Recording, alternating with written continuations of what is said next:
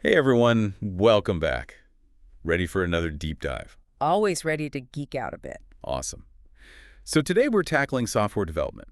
And I gotta say, the source material we've got is super interesting. It really peels back the layers on how the tech we use every day actually gets made.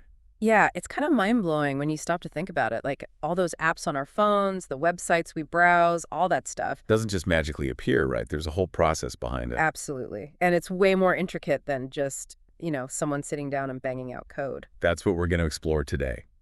So, our source kicks things off by defining software development as this systematic process of creating software. What's that all about? What makes it systematic? Well, it's like, imagine you're building a house, right? You wouldn't just start throwing bricks around and hope for the best. Definitely not. You'd end up with a pretty chaotic mess. Exactly. You need a plan, a blueprint, right? Yeah. You need to lay a foundation, hire skilled builders, and figure out how to maintain the house once it's built. So software development is kind of like that. There's a structure, a life cycle it goes through. Yep, and that's what makes it systematic. Our source breaks it down into phases, like planning, implementation, maintenance. It's like a roadmap to guide the whole process. Exactly.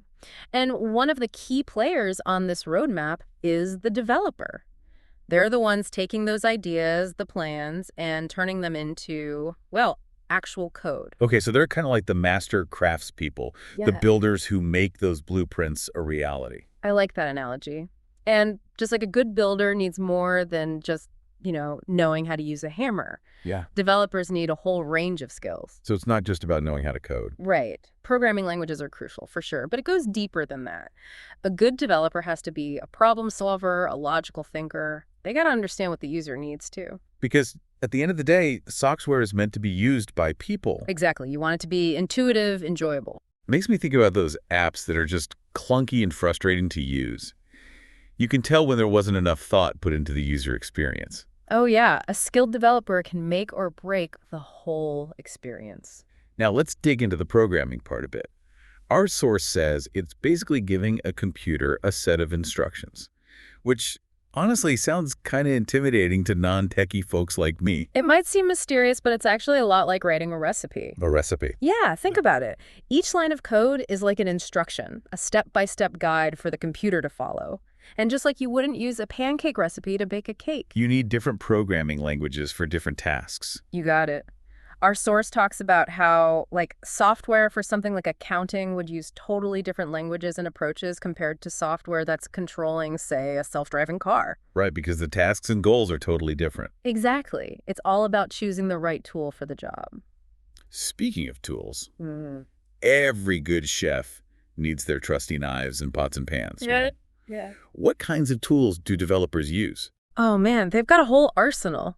They can use simple text editors to write the code, but a lot of them rely on these things called integrated development environments, or IDEs. IDEs. Yeah, they're like super-powered word processors specifically for code. They've got built-in spell check, grammar checkers, even tools that can help you test and debug your code as you go. So it streamlines the whole process, helps prevent errors. Big time.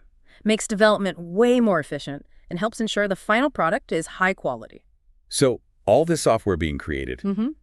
where does it all end up? Where do we actually see it in action? Look around. It's everywhere. Your phone, your car, online banking, even the systems that control traffic lights. Wow, I never really thought about it like that. It's all application software. And each piece is tailored for specific tasks and users, So it's kind of like each piece of software is custom made for its purpose. Exactly. It's designed to solve a particular problem or meet a specific need. Our source mentions frameworks and databases as being like key building blocks for application software. Can you break those down for us? Sure thing.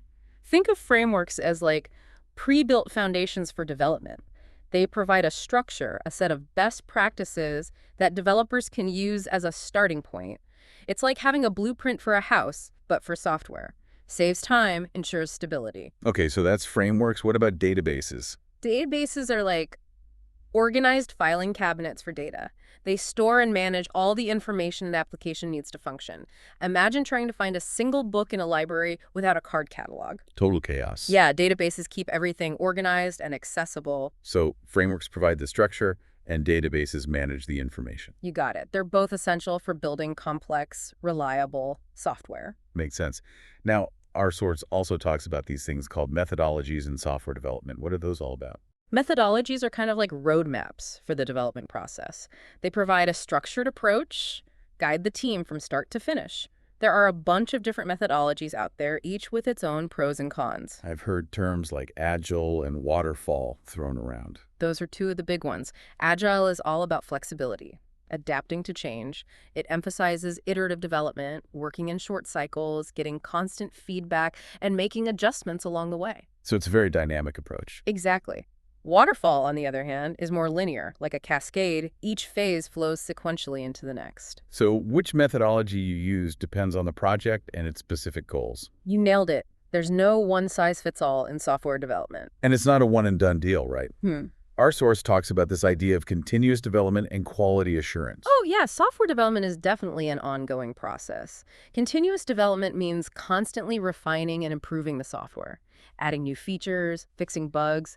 Think about how often your favorite apps get updates. It's like a never-ending cycle of updates. And behind each update is a ton of work and testing. That's where quality assurance, or QA, comes in. It's all about making sure the software is reliable, functions smoothly, provides a great user experience. So testing, debugging, catching those errors before they reach the user. Absolutely. It's all about delivering a polished product that people can trust and enjoy using. Wow, we've covered a lot of ground today. It's amazing how much goes into creating the software we use every single day, from the initial planning stages to the coding, the testing, the ongoing development. It's a whole world unto itself, and it's constantly evolving, which makes it even more exciting. Absolutely. It's clear that software development is way more than just like typing lines of code. It's about problem solving, collaboration, creativity. And ultimately, it's about using technology to make our lives easier, more efficient, more connected. It's really fascinating stuff. Well, folks, that's our deep dive into the world of software development. Thanks for joining us. Until next time.